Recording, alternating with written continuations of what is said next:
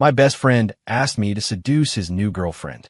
I'm the kind of guy who blushes just from holding a girl's hand, and now I was being forced to send a pics to my friend's girl. He coached me, step by step, on how to win her over. He even Venmo'd me cash to buy flowers for the big confession. So I did it. I stood there with the bouquet, my heart pounding, and barely got half the words out before she, my best friend's gorgeous, untouchable girlfriend, smiled and cut me off. "Okay," she said. "I'm your girlfriend now." Before I could even process the shock, my friend was taking me out to dinner to celebrate me finally getting a girlfriend. I thought I was the most despicable, backstabbing scumbag on the planet. Then my new girlfriend smiled at me and said, "You know that saying, bros before hoes? In your case, it's more like bro helps you steal his hoe." "Ethan, what's the status? Any progress with my girlfriend?" The call came from Leo, my best friend, his voice a familiar mix of impatience and entitlement. I stared at my iMessage chat with Chloe Davis. The last message was mine, sent half an hour ago. No reply. I scrolled up. A graveyard of her curt responses. "Okay, sure, got it." I sighed. Nothing. She barely even talks to me. Leo, however, was brimming with confidence on the other end, channeling some kind of pickup artist guru. "Dude, women are all about playing hard to get." She says no, but her heart is screaming yes. "Keep sending them. Send those pics I had you take. Double the dose." I bet she's in her dorm right now, saving them under her covers. A wave of nausea washed over me. I felt like some kind of creep hiding behind a screen. Ever since Leo came up with this insane plan, I'd been his puppet for a month. Daily good morning and good night texts, asking if she'd eaten, all accompanied by photos of me that he'd personally curated. It started with candid shots of me looking handsome and carefree, and now it had escalated to shirtless pics. I felt like I was splitting in two. Pinching the bridge of my nose, I finally snapped. "I can't, Leo. I can't do this anymore. Friends' girlfriends are off limits, man. That's like the #1 rule of the bro code. You're asking me to hit on your girlfriend. What the hell is wrong with you?" I was practically yelling. The absurdity and guilt of the past month had reached a boiling point. We're supposed to be best friends. I can't live with myself doing this. The line went silent for a few seconds. Then, Leo's voice turned cold as he deployed his signature move, the guilt trip. "Wow, Ethan, so you get a little TikTok famous, and suddenly you're too good for your old friends?" He brought up high school, his voice dripping with condescension. "Have you forgotten what you were like when you first transferred? Skinny, dressed like a total nerd, nothing going for you except good grades. Who took you shopping, taught you how to dress, and turned you from a bookworm into the campus heartthrob? Who had your back when those towny kids tried to jump you? I helped you out with all that, and now you can't do this one little thing for me." He twisted every favor he'd ever done for me into a weapon of moral blackmail. Those memories wrapped around me like chains, suffocating me.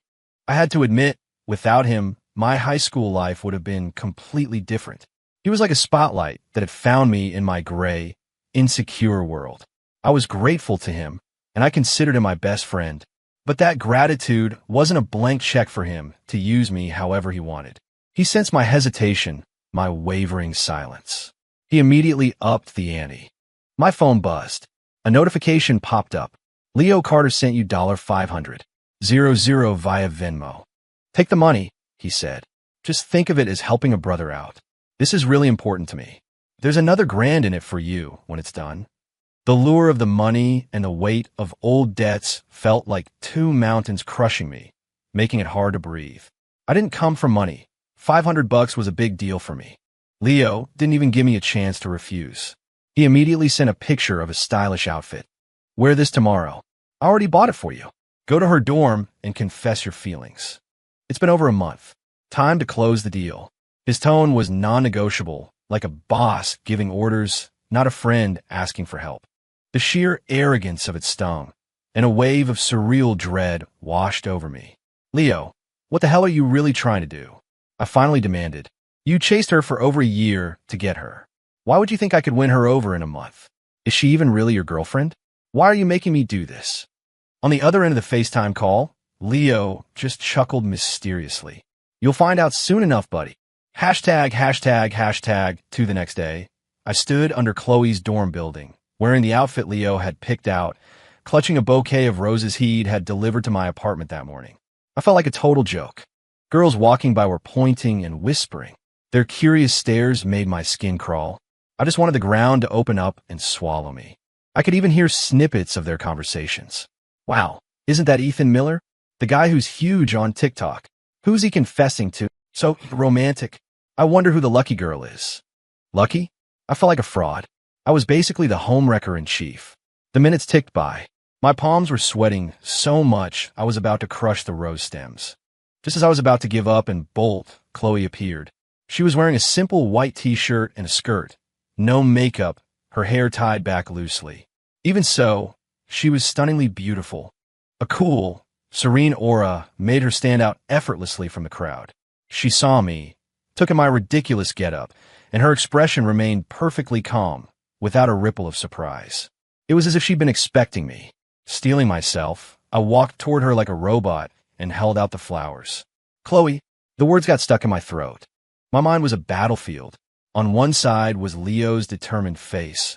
On the other, the 5 words screaming in my conscience. Friends, girlfriends are off limits.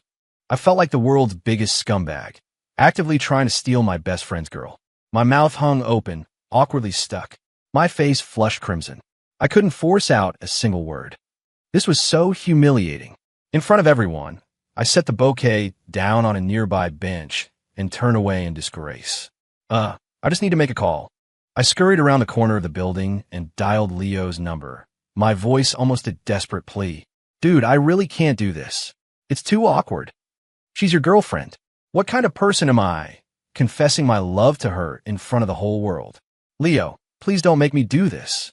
On the other end, Leo's voice exploded with frustration. Were you a coward? Just get it done. It's just a confession. Channel some of that confidence you have in your TikTok videos. I don't care what you do, but you're going to win over my girlfriend today. With that, he hung up with a sharp click, cutting off my only escape route. I clenched my phone, the veins on the back of my hand popping. Deep breath. Another deep breath. I turned around and walked back to Chloe. She was still standing there, watching me, a faint, unreadable smile playing on her lips. With nothing left to lose, I went for broke, reciting the lines like a robot. The truth is, I've always really liked you. Will you be my girl? The word friend was still forming in my mouth. But Chloe suddenly laughed. The sound transformed her cool expression, making her face come alive. She reached out and picked up the roses I'd abandoned on the stone bench. Then, she took a step closer. Before I could react, she gently took my hand, which was ice cold with nerves. Okay, she said, her voice light and clear. I accept. I'm your girlfriend now. The moment her warm hand closed around my wrist, my brain shut down. A bomb went off in my head, leaving nothing but an endless stream of question marks. What has happened? She just said yes. Was my best friend's relationship status about to change to it's complicated? #3. I was completely stunned. Chloe held my hand and led me on a lap around campus like I was a soulless marionette. Her hand was soft and warm, but my mind was a tangled mess. I couldn't even begin to process this sudden romance. It wasn't until she waved goodbye and went back to her dorm that I felt like I could finally breathe again, as if I'd just been pulled from underwater. My phone vibrated. It was a text from Leo. My man, that was fast. We already broke up. Dinner's on me tomorrow night. To celebrate you finally getting a girl, and to celebrate, well, you'll see. I'll pick you up, bringing someone you should meet. His tone was oozing with a triumphant excitement he couldn't hide. Reading the text, the strange feeling in my gut only intensified. The next evening, at a lavish, high-end restaurant downtown, I met up with Leo. He had a woman with him, dressed to the nines in flashy jewelry and heavy makeup. Ethan, my man, let me introduce you, Leo said, beaming, throwing a friendly arm around my shoulder. This is Victoria Lane, a senior from my university. Victoria, this is my best friend, Ethan Miller. Handsome, right? Victoria shot me a sultry look and raised her wine glass. Leo's told me all about you. You're even cuter in person. I managed a stiff smile and clinked my glass against hers. Over dinner, a smug Leo finally revealed the whole story. It turned out that shortly after starting college, he'd caught the eye of this rich older student, Victoria, at a club event. This was less than a week after he'd finally won over Chloe with a year of relentless pursuit. Long-distance relationships are a long shot anyway, and Victoria has been so good to me. I had to pick the option with a future, you know? But breaking up with Chloe right after I got her would make me look like a total jerk, Leo said, taking a sip of red wine, a self-satisfied smirk on his face. So, that's where you came in, buddy. I had you go after her. You're at the same school. If she cheated on me first, then I become the victim, right? I get a clean break, and no one could say a bad word about me. See? It's perfect. She found a new guy in you. I have Victoria, and we both save face.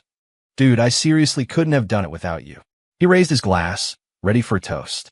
I looked at his beaming face and felt a wave of disgust and a bone-deep chill. He hadn't just treated Chloe like an object to be discarded. He'd used me as a weapon to do his dirty work. He'd used my reputation to protect his own. I took a closer look at Victoria. She was attractive with a great figure, but she had none of the effortless grace and cool elegance that Chloe radiated. How blind could Leo be to give up Chloe for her? Or was it just the rich part he was after? During the meal, Leo excused himself to go to the restroom and secretly texted me. Bro, do me a favor. Keep your new sister-in-law's glass full. She's a lightweight. 2 drinks and she's out. I'm thinking of taking her straight to a hotel tonight. I stared at the message, then glanced at Victoria, whose face was already flushed from the alcohol, her eyes getting hazy. A powerful sense of guilt and revulsion churned in my stomach. What the hell was I doing? I'd already been Leo's accomplice in his scheme against Chloe. Was I now going to help him take advantage of another woman? I texted back, "You're on your own," but when Leo returned, he kept shooting me pointed looks, saying things like, "Ethan, you haven't even properly toasted Victoria yet." In the end, I couldn't stand up to his relentless pressure. I grudgingly raised my glass and gave Victoria a couple of half-hearted toasts. Watching Leo contentedly help a stumbling, drunk Victoria into an Uber, I felt a sense of relief, but a heavy weight settled in my heart. I pulled out my phone, my thumb hovering over the screen for a long time before I finally typed a message to Chloe. I think I just did something wrong again. Back on campus, I asked Chloe to meet me at the track. The night air was cool as I told her everything that had happened at dinner.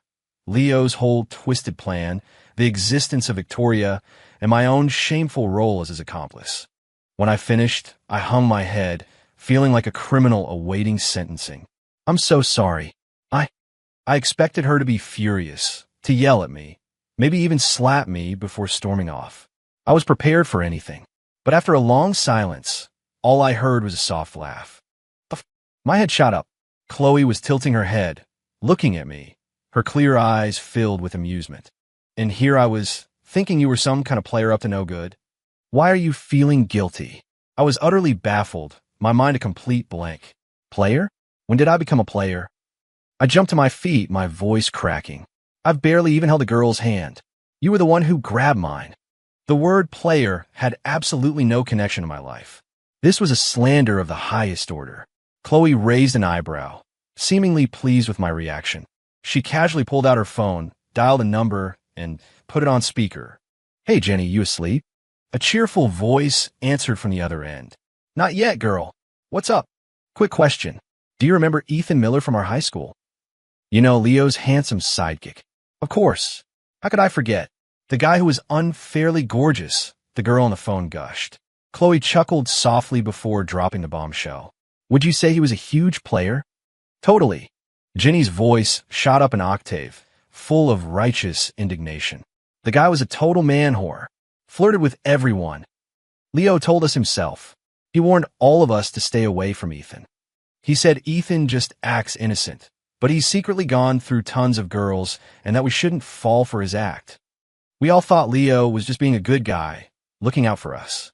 Looking back, they were probably both just a couple of scumbags." After she hung up, the track was shrouded in a dead silence. A cool night breeze swept by, but it couldn't dispel the icy chill in my heart. The truth hit me like a poison dagger, stabbing deep and true. All this time, since high school, Leo had been spreading lies about me behind my back. He'd systematically destroyed my reputation, preventing any girl from getting too close, ensuring I remained his personal wingman and background decoration. I was shaking with rage, my teeth clenched so hard they audibly ground together, but I couldn't say a word. Just as the overwhelming sense of anger and betrayal was about to consume me, a pair of warm hands reached out. Chloe gently smoothed the deep furrow in my brow. She moved closer, and her pleasant, subtle fragrance enveloped me. "Don't be angry," she whispered. I knew something was off for a long time. He chased me for a whole year in high school, and I never said yes. When he kept at it after we started college, I thought, why not give it a try? But the very night I agreed to date him, we went out to dinner, and I just got a bad feeling about him. The person he described to me and the person I saw with my own eyes were two completely different people. Her words were like a warm current, instantly soothing my fury. I sat on the bench, still reeling from the shock and rage of Leo's betrayal. Memories from high school resurfaced, now painfully clear and ironic. Girls would use homework as an excuse to approach my desk, slipping me notes and snacks, their eyes full of shy affection. Leo would always appear at the perfect moment, draping an arm around my shoulder and telling them with a laugh, "Hey now, our Ethan's a sensitive soul. Don't scare him off." Then he'd turn to me and say, with a serious tone, "Dude, stay away from them.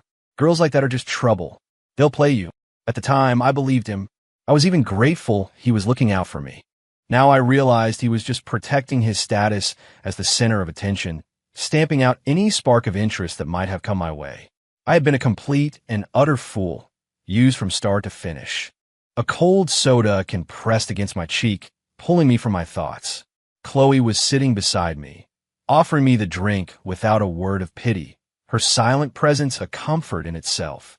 So, back in high school, when you'd blush every time a girl flirted with you, that was real, not an act. Her voice held a teasing note, cutting through the heavy atmosphere. I nodded, embarrassed, feeling the heat rise to my ears again. I really couldn't handle it back then.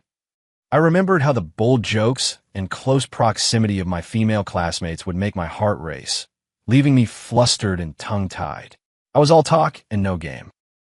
Chloe's laugh was brighter this time, her shoulders shaking with amusement. "This is hilarious.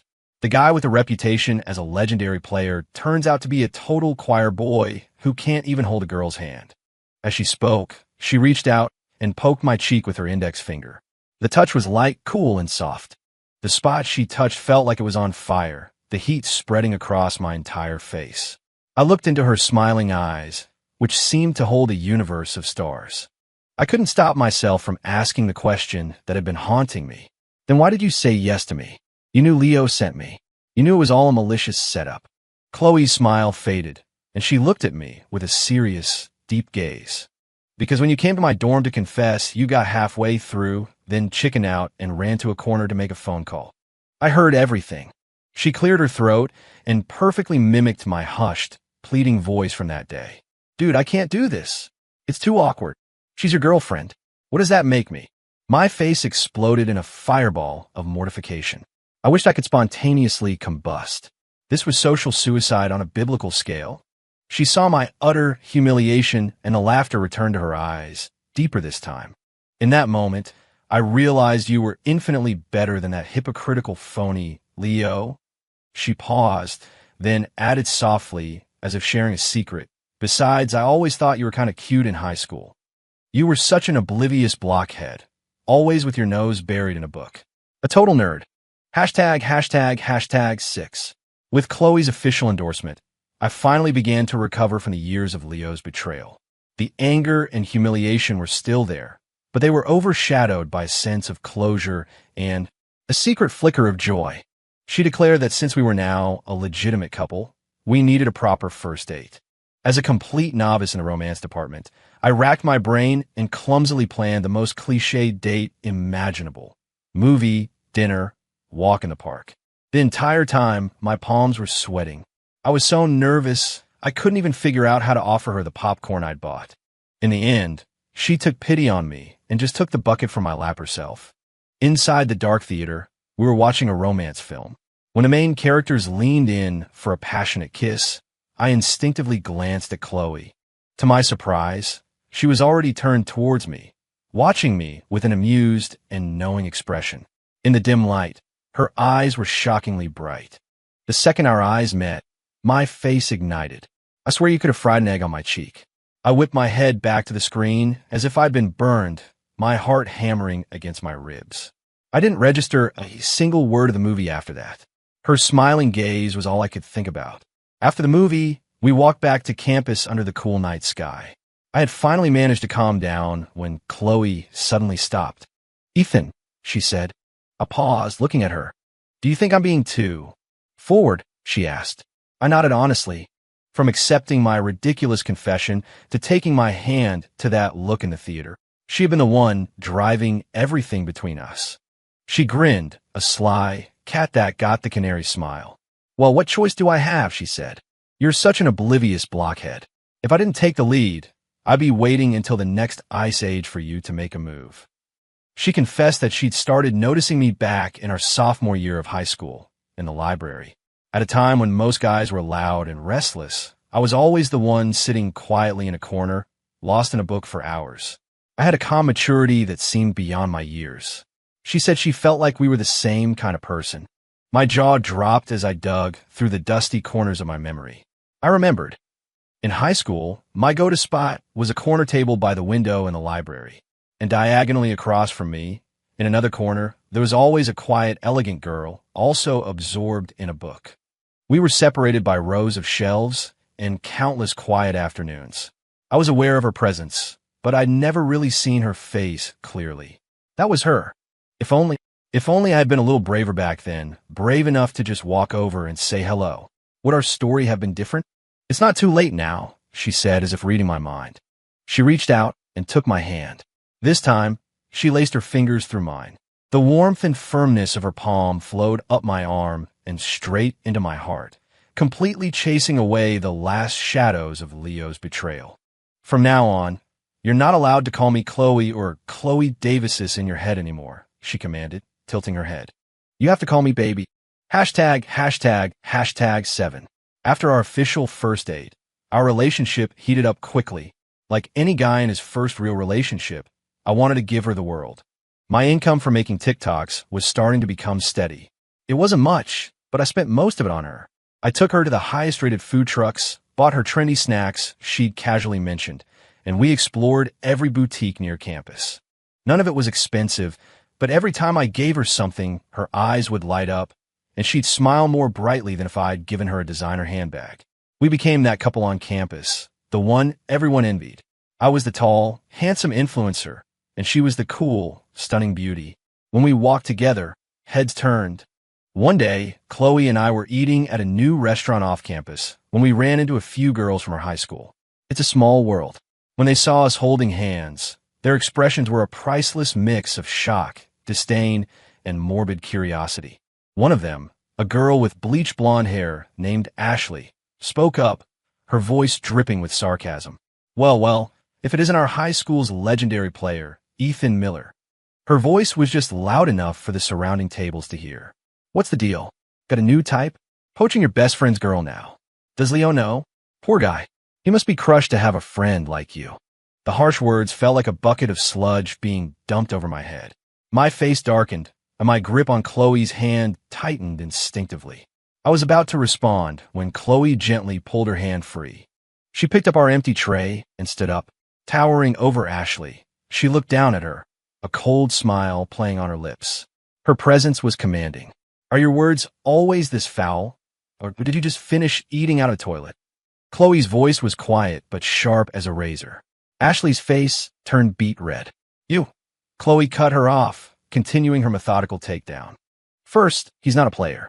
We both know who started those rumors, and people who spread lies tend to find out that karma is a bitch. Second, I'm not some prize to be poached. I'm the one who threw a piece of trash like Leo away.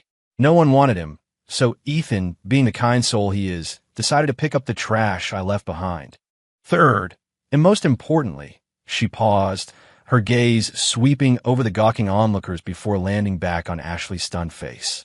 "Who I date is none of your damn business." Her verbal assault was so sharp and ruthless that the girls were left red-faced and speechless. They eventually scurried away under the scornful and amused gazes of the other diners. The restaurant was silent for a beat, then a few people broke into stifled laughter. I looked at Chloe, who had just offended me so fiercely, and my heart felt warm and full, overflowing with emotion.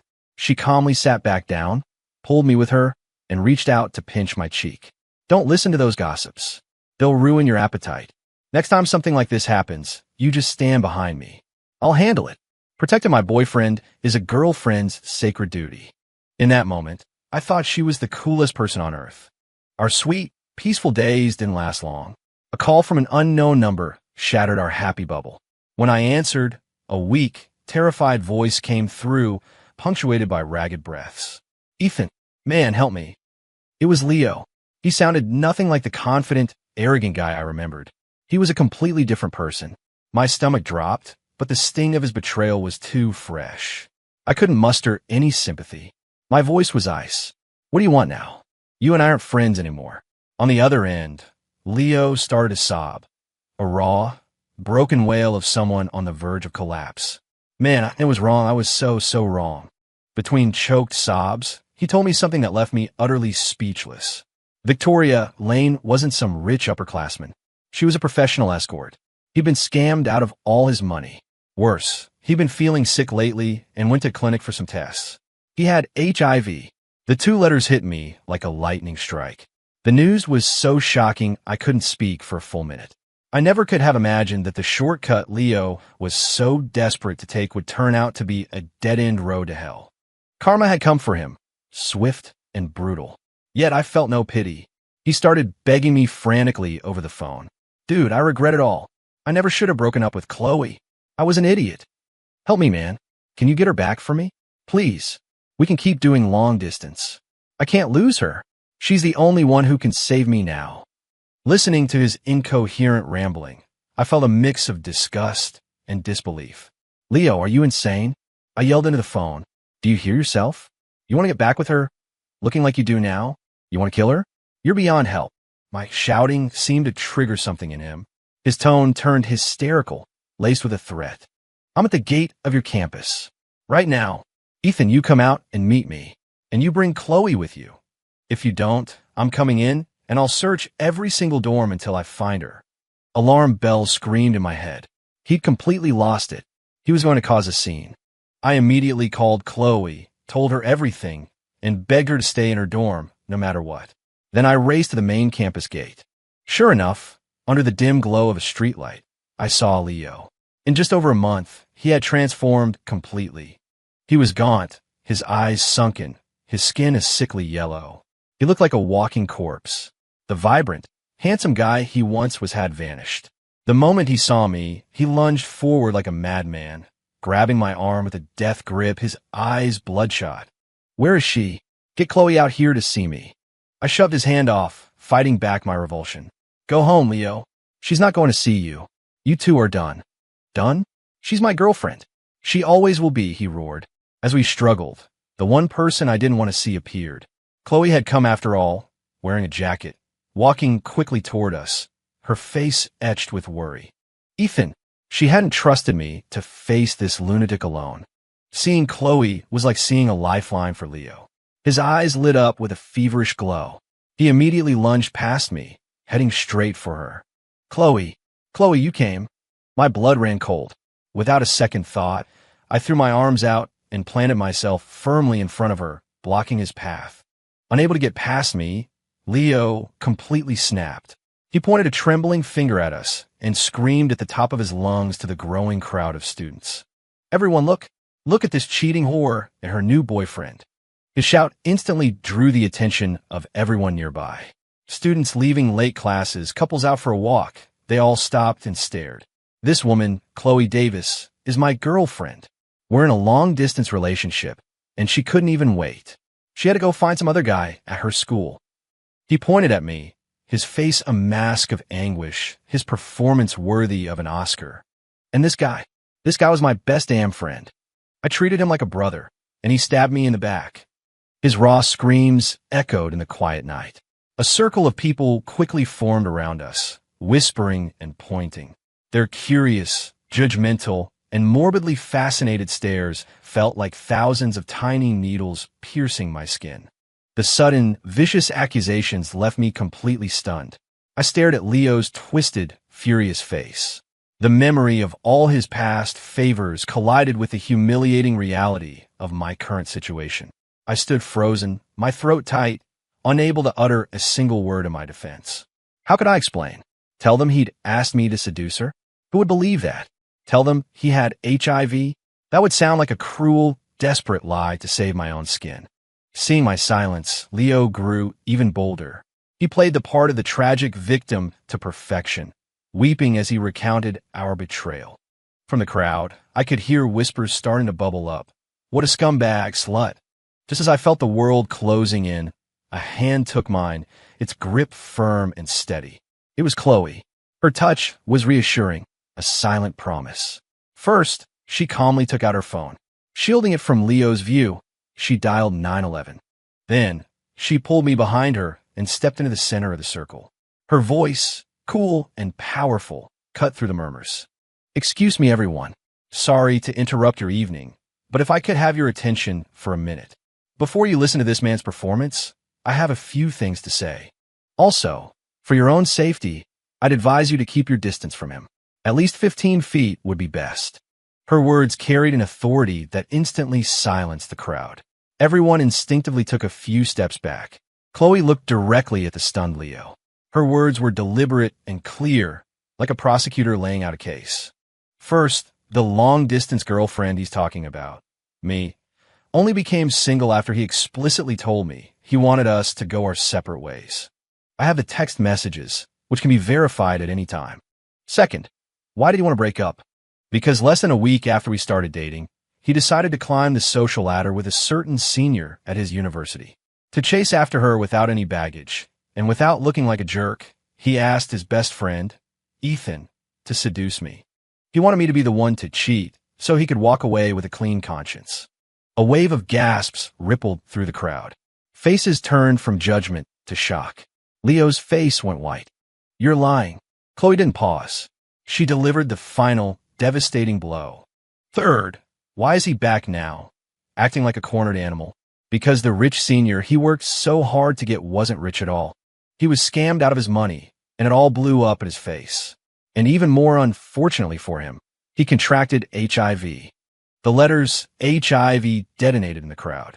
A collective gasp of horror erupted, followed by a frantic scramble as everyone lurched even further away, as if Leo were a walking plague. The looks they gave him morphed from curiosity and sympathy to raw fear and disgust. "You're lying. You bitch.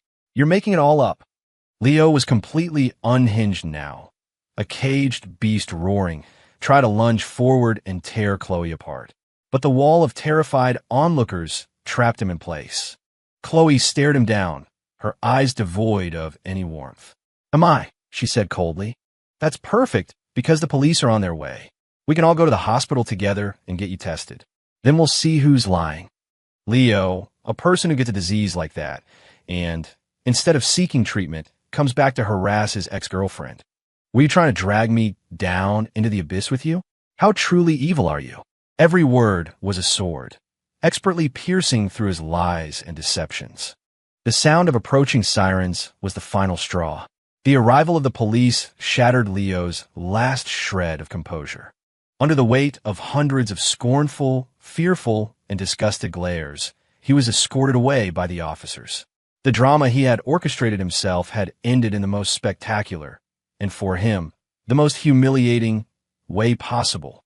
Chloe and I went to the police station to give our statements. We told them everything, providing Leo's Venmo transactions and text messages as evidence.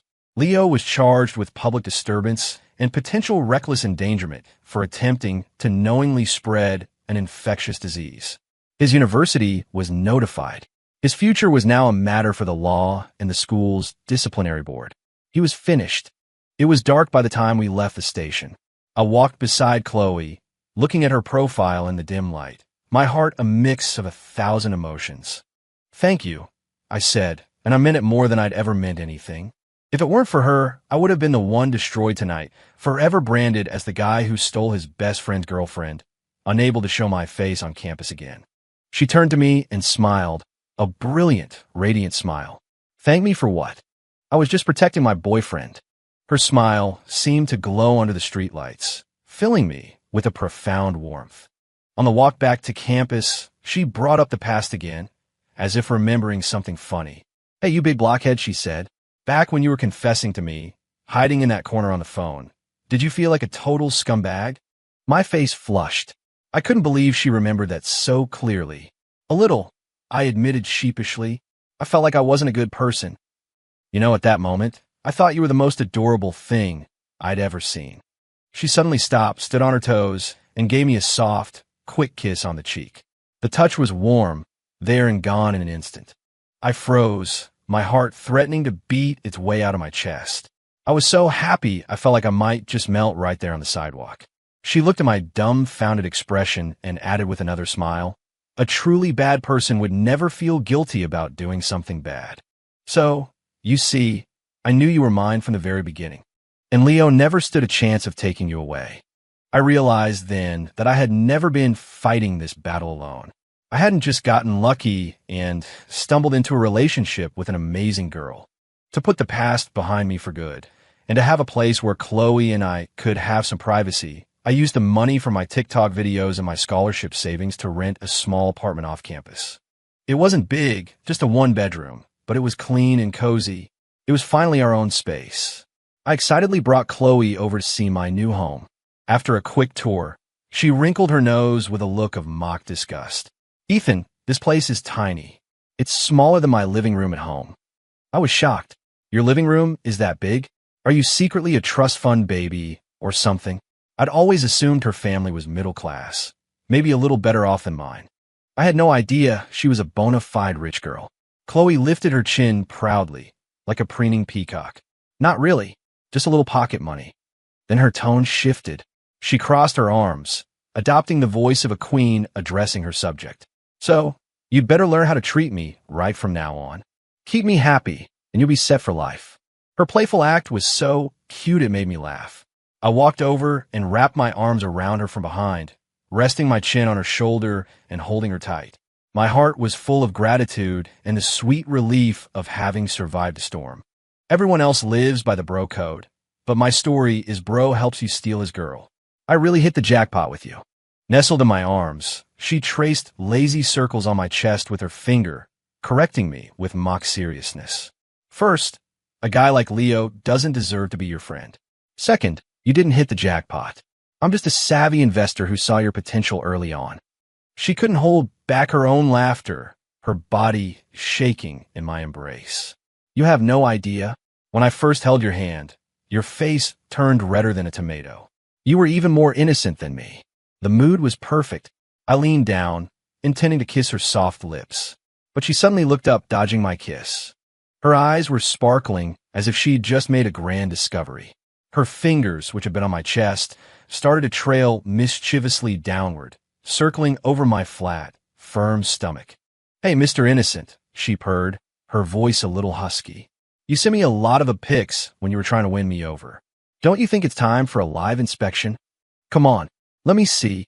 As she spoke, her hands were already at work, deftly lifting the hem of my shirt. Outside, the evening was gentle. Inside, things were heating up. I quickly grabbed her wandering hands, my cheeks burning. "No, we can't. It's still daytime." She gave me a sly smile and pressed her body against mine, leaning in a whisper in my ear. Her warm breath was a ticklish, electric sensation. "I want to see," she murmured, her voice soft and seductive. "Today, either you're ending up on that bed, or I am. But either way, I'm getting what I was promised."